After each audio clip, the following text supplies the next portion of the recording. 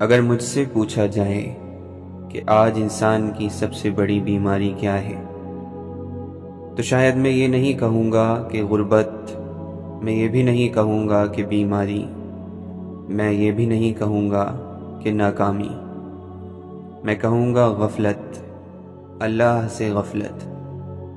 کیونکہ بہت سی دوسری بیماریاں اسی ایک بیماری سے پیدا ہوتی ہیں، اور عجیب بات یہ ہے کہ غفلت کو محسوس کرنا بہت مشکل ہوتا ہے۔ جب انسان کے جسم کو بیماری لگتی ہے تو اسے درد محسوس ہوتا ہے، بخار آتا ہے، کمزوری محسوس ہوتی ہے، لیکن جب دل بیمار ہوتا ہے تو اکثر انسان کو پتہ بھی نہیں چلتا۔ وہ ہنس رہا ہوتا ہے، لوگوں سے بات کر رہا ہوتا ہے، کام بھی کر رہا ہوتا ہے، زندگی بھی چل رہی ہوتی ہے، مگر دل آہستہ آہستہ سو رہا ہوتا ہے۔ اور غفلت یہی ہے، یہ اچانک نہیں آتی، یہ آہستہ آہستہ آتی ہے، بہت خاموشی سے، بہت نرمی سے، اتنی خاموشی سے کہ انسان کو خبر بھی نہیں ہوتی۔ آج ایک نماز میں دل حاضر نہیں تھا، کل قرآن کھولنے کا دل نہیں کیا، پرسوں ذکر میں مزہ نہیں آیا، پھر دنیا کی مصروفیات بڑھتی گئی، اور پھر ایک وقت آیا جب اللہ زندگی کے مرکز سے ہٹ گیا اور دنیا مرکز بن گئی۔ اور یہی اصل مصیبت ہے، کیونکہ انسان دنیا کے لیے پیدا نہیں ہوا، انسان اللہ کے لیے پیدا ہوا ہے۔ دل دنیا سے زندہ نہیں ہوتا، دل اللہ سے زندہ ہوتا ہے۔ ذرا غور کریں، جب آپ کا موبائل ڈسچارج ہونے لگتا ہے تو آپ کیا کرتے ہیں؟ آپ فوراً چارجر ڈھونڈتے ہیں، کیونکہ آپ جانتے ہیں کہ اگر چارج ختم ہو گئی تو موبائل کام کرنا بند کر دے گا۔ لیکن عجیب بات ہے، ہم اپنے دل کے بارے میں اتنی فکر نہیں کرتے، حالانکہ دل بھی ڈسچارج ہوتا ہے، روح بھی کمزور ہوتی ہے، ایمان بھی تھکتا ہے، اور جب روح تھک جاتی ہے تو انسان عجیب کیفیت میں چلا جاتا ہے۔ وہ ہر وقت تھکا ہوا محسوس کرتا ہے، ہر وقت پریشان، ہر وقت خالی، ہر وقت بے مقصد، ہر وقت بے چین۔ اور پھر وہ سوچتا ہے، میرے ساتھ کیا مسئلہ ہے؟ میں خوش کیوں نہیں ہوں؟ میرے دل کو سکون کیوں نہیں ملتا؟ حالانکہ اصل مسئلہ یہ ہوتا ہے کہ روح اپنے رب سے دور ہو گئی ہے، اور روح کو اس کی غذا نہیں مل رہی۔ سوچئے، اگر ایک مچھلی کو پانی سے نکال دیا جائے تو کیا ہوگا؟ وہ تڑپے گی۔ کیوں؟ کیونکہ پانی اس کی زندگی ہے۔ اسی طرح جب انسان اللہ سے دور ہو جاتا ہے تو اس کی روح تڑپنے لگتی ہے۔ فرق صرف یہ ہے کہ مچھلی کی تڑپ نظر آتی ہے، روح کی تڑپ نظر نہیں آتی، لیکن وہ موجود ہوتی ہے۔ اور یہی وجہ ہے کہ بعض لوگ سب کچھ ہونے کے باوجود بھی بے سکون ہوتے ہیں۔ پیسہ موجود، گھر موجود، عزت موجود، سہولت موجود، مگر دل بے چین۔ کیوں؟ کیونکہ روح کو وہ نہیں ملا جس کے لیے وہ پیدا کی گئی تھی۔ اور روح کس کے لیے پیدا کی گئی تھی؟ اپنے رب کے لیے، اپنے خالق کے لیے، اپنے مالک کے لیے۔ اور یہی وہ جگہ ہے جہاں معرفت کی اہمیت دوبارہ سامنے آتی ہے، کیونکہ جو شخص اپنے رب کو جانتا ہے وہ ذکر کو صرف الفاظ نہیں سمجھتا، وہ سمجھتا ہے کہ ذکر میرے دل کی غذا ہے۔ جیسے جسم کو پانی چاہیے، ویسے روح کو اللہ کی یاد چاہیے۔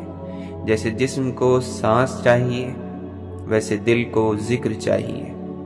اور اسی لیے قرآن بار بار اللہ کے ذکر کی طرف بلاتا ہے، کیونکہ اللہ جانتا ہے کہ انسان دنیا میں رہتے رہتے بھول جائے گا، وہ پریشانیوں میں الجھ جائے گا، وہ کاروبار میں الجھ جائے گا، وہ لوگوں میں الجھ جائے گا، وہ خواہشات میں الجھ جائے گا، اور پھر اس کا دل خشک ہونے لگے گا۔ اسی لیے اللہ بار بار کہتا ہے مجھے یاد کرو۔ سوچئے کائنات کا رب آپ سے کیا چاہتا ہے؟ کیا وہ آپ کے مال کا محتاج ہے؟ نہیں۔ کیا وہ آپ کی طاقت کا محتاج ہے؟ نہیں۔ کیا وہ آپ کے وقت کا محتاج ہے؟ نہیں۔ پھر وہ کیوں کہتا ہے مجھے یاد کرو؟ کیونکہ آپ کو اس کی ضرورت ہے، اسے آپ کی ضرورت نہیں۔ وہ آپ کو بچانا چاہتا ہے، وہ آپ کے دل کو زندہ رکھنا چاہتا ہے، وہ آپ کو اس اندھیرے سے بچانا چاہتا ہے جو غفلت کے بعد آتا ہے۔ اور شاید شیطان کی سب سے بڑی کامیابی یہی نہیں کہ انسان گناہ کرے، بلکہ یہ ہے کہ انسان اللہ کو بھول جائے۔ یہ بہت اہم بات ہے، کیونکہ جب انسان اللہ کو بھول جاتا ہے تو پھر گناہ خود آسان ہو جاتے ہیں، پھر نفس طاقتور ہو جاتا ہے، پھر خواہشات غالب آ جاتی ہیں، پھر دنیا دل میں داخل ہو جاتی ہے، اور پھر انسان آہستہ آہستہ اندر سے کمزور ہوتا جاتا ہے۔ اسی لیے شیطان اکثر انسان کو فوراً بڑے گناہ کی طرف نہیں لے جاتا۔ وہ پہلے اسے غافل بناتا ہے، پہلے ذکر کم کرواتا ہے، پہلے قرآن سے دور کرتا ہے، پہلے دعا کم کرواتا ہے، پہلے دل کو سخت کرتا ہے، اور پھر گناہ آسان ہو جاتے ہیں، کیونکہ دل خالی ہو چکا ہوتا ہے، اور خالی دل یا تو اللہ سے بھرے گا یا دنیا سے بھرے گا، درمیان میں کوئی راستہ نہیں۔ آج بہت سے لوگ کہتے ہیں مجھے بہت انزائٹی ہوتی ہے، میرے دل میں بہت خوف ہے، میں ہر وقت پریشان رہتا ہوں۔ اور یقیناً انزائٹی کے مختلف اسباب ہو سکتے ہیں، لیکن ایک سوال ضرور پوچھنا چاہیے، میرے دل کا اللہ سے تعلق کیسا ہے؟ میں دن میں کتنی مرتبہ اپنے رب کو یاد کرتا ہوں؟ میں کتنی مرتبہ اس سے بات کرتا ہوں؟ میں کتنی مرتبہ اس کے سامنے اپنا دل کھولتا ہوں؟ کیونکہ بعض مرتبہ ہم اپنی روح کو بھوکا رکھ کر دل سے سکون کی امید کر رہے ہوتے ہیں، اور یہ ممکن نہیں۔ اللہ کو جاننے والا انسان جانتا ہے کہ اللہ کی یاد کوئی اضافی چیز نہیں، یہ زندگی کی بنیادی ضرورت ہے، یہ آپشنل نہیں، یہ ضروری ہے۔ جیسے دل کی دھڑکن ضروری ہے، جیسے سانس ضروری ہے، جیسے پانی ضروری ہے، ویسے ہی اللہ کی یاد ضروری ہے۔ اور جب انسان یہ سمجھ لیتا ہے تو ذکر اس کی عادت نہیں رہتا، اس کی ضرورت بن جاتا ہے۔ پھر وہ صرف تسبیح کے وقت اللہ کو یاد نہیں کرتا، پھر وہ چلتے ہوئے بھی اللہ کو یاد کرتا ہے، بیٹھتے ہوئے بھی، کام کرتے ہوئے بھی، پریشانی میں بھی، خوشی میں بھی، کیونکہ اب اس کا دل زندہ ہو چکا ہوتا ہے، اور زندہ دل اپنے رب کو بھول نہیں سکتا۔ اور شاید زندگی کی سب سے بڑی کامیابی یہی نہیں کہ آپ بہت کچھ جان جائیں، بلکہ یہ ہے کہ آپ اپنے رب کو یاد رکھیں، کیونکہ جس نے اللہ کو یاد رکھا اللہ اسے ضائع نہیں کرتا، اور جس نے اللہ کو بھلا دیا وہ دنیا پا کر بھی اپنے آپ کو کھو سکتا ہے۔ اگر مجھ سے پوچھا جائے کہ اللہ کی پہچان کا سب سے خوبصورت پھل کیا ہے، تو میں شاید یہ نہیں کہوں گا کہ صرف سکون، میں یہ بھی نہیں کہوں گا کہ صرف توکل، میں یہ بھی نہیں کہوں گا کہ صرف صبر، میں کہوں گا محبت، اللہ کی محبت۔ کیونکہ جب انسان واقعی اپنے رب کو جاننا شروع کرتا ہے تو وہ صرف اس سے ڈرنے والا نہیں رہتا، وہ اس سے محبت کرنے لگتا ہے۔ اور یہ بہت بڑا فرق ہے۔ بہت سے لوگ اللہ کو جانتے ہیں مگر ان کے دل میں محبت کم ہوتی ہے۔ وہ اللہ کو صرف احکامات کے ذریعے جانتے ہیں، صرف حلال اور حرام کے ذریعے جانتے ہیں، صرف سزا اور جزا کے ذریعے جانتے ہیں۔ لیکن جب انسان معرفت کے سفر پر آگے بڑھتا ہے تو اسے اللہ کی رحمت نظر آنے لگتی ہے، اور جب رحمت نظر آنے لگتی ہے تو محبت پیدا ہونے لگتی ہے۔ ذرا اپنی زندگی کو دیکھیں، آپ نے اللہ کے لیے کیا کیا، اور اللہ نے آپ کے لیے کیا کیا ہے؟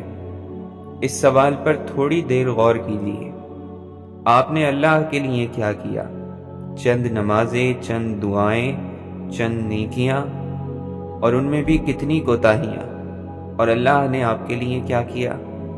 آپ کو وجود دیا، آپ کو زندگی دی، آپ کو سانس دی، آپ کو آنکھیں دی، آپ کو دل دیا، عقل دی، والدین دیے، رزق دیا، ہزاروں نعمتیں دی جنہیں آپ گن بھی نہیں سکتے۔ اور یہ سب اس وقت سے جب آپ نے اس کے لیے کچھ بھی نہیں کیا تھا۔ سوچیے، آپ ابھی دنیا میں آئے بھی نہیں تھے، آپ ماں کے رحم میں تھے۔ آپ نہ دعا کر سکتے تھے، نہ عبادت کر سکتے تھے، نہ کوئی نیکی کر سکتے تھے، پھر بھی اللہ آپ پر رحمت فرما رہا تھا، آپ کو بنا رہا تھا، آپ کو سنوار رہا تھا، آپ کو پال رہا تھا، آپ کے لیے انتظام کر رہا تھا۔ کیوں؟ کیونکہ وہ رحمان ہے۔ اور جب انسان اس حقیقت پر غور کرتا ہے تو اس کے دل میں ایک عجیب کیفیت پیدا ہوتی ہے، کیونکہ اب اللہ اس کے لیے صرف مشکل کشا نہیں، محبوب بن چکا ہوتا ہے۔ اور شاید یہی وہ مقام ہے جس کے بارے میں بہت سے نیک لوگ بات کرتے تھے۔ وہ کہتے تھے، اگر جنت نہ بھی ہوئی تو بھی ہم اللہ کی عبادت کرتے۔ کیوں؟ کیونکہ انہوں نے اللہ کو پہچان لیا تھا، اور جب کوئی اللہ کو پہچان لیتا ہے تو اسے محسوس ہوتا ہے کہ اللہ ہر محبت سے بڑھ کر ہے، دنیا کی ہر چیز سے بڑھ کر ہے، ہر نعمت سے بڑھ کر ہے، حتیٰ کہ نعمت دینے والے کی محبت نعمتوں سے بھی بڑی ہو جاتی ہے۔ ذرا سوچئے، آپ دنیا میں جس شخص سے سب سے زیادہ محبت کرتے ہیں اس سے کیوں کرتے ہیں؟ کیونکہ اس نے آپ کے ساتھ اچھا سلوک کیا، آپ کا خیال رکھا، آپ کی مدد کی، آپ کو اہمیت دی، آپ کے لیے قربانی دی۔ تو پھر اس رب سے محبت کتنی ہونی چاہیے جس نے آپ کو وجود دیا، جس نے آپ کو ہر نعمت دی، جس نے آپ کی ہزاروں غلطیوں کے باوجود آپ کو معاف کیا، جس نے ہر بار واپسی کا دروازہ کھلا رکھا، جس نے کبھی یہ نہیں کہا اب بہت ہو گیا، اب واپس مت آنا، بلکہ ہر بار کہا میرے بندے واپس آ جاؤ۔ یہ کیسی محبت ہے، یہ کیسی رحمت ہے۔ اور اگر انسان اس پر غور کرتا رہے تو اس کا دل نرم ہونے لگتا ہے، اس کی آنکھیں نم ہونے لگتی ہیں، اور اس کے اندر اللہ کی محبت بڑھنے لگتی ہے۔ اور شاید زندگی کا سب سے بڑا نقصان یہ نہیں کہ انسان دنیا ہار جائے، بلکہ یہ ہے کہ انسان اپنے رب کی محبت سے محروم رہ جائے، کیونکہ جس کے دل میں اللہ کی محبت آ جائے وہ خالی نہیں رہتا، وہ اکیلا نہیں رہتا، وہ ٹوٹ کر بھی مکمل تباہ نہیں ہوتا، کیونکہ اس کے پاس ایک ایسا تعلق ہوتا ہے جو دنیا کے کسی تعلق سے بڑا ہوتا ہے، ایک ایسا سہارا جو دنیا کے ہر سہارے سے مضبوط ہوتا ہے۔ اور یہی محبت معرفت کا سب سے خوبصورت پھل ہے۔ شاید زندگی کا سب سے بڑا انقلاب یہ نہیں کہ انسان امیر ہو جائے، یہ بھی نہیں کہ وہ مشہور ہو جائے، یہ بھی نہیں کہ لوگ اس کی تعریف کریں، بلکہ زندگی کا سب سے بڑا انقلاب یہ ہے کہ انسان اپنے رب کو جان لے۔ کیونکہ جب انسان اپنے رب کو جان لیتا ہے تو صرف اس کی معلومات نہیں بڑھتی، اس کی پوری شخصیت بدلنے لگتی ہے، اس کا سوچنے کا انداز بدل جاتا ہے، اس کا دنیا کو دیکھنے کا انداز بدل جاتا ہے، اس کے خوف بدل جاتے ہیں، اس کی خواہشات بدل جاتی ہیں، اس کی ترجیحات بدل جاتی ہیں، حتیٰ کہ اس کے غم بھی بدل جاتے ہیں۔ اور یہی معرفت کا معجزہ ہے۔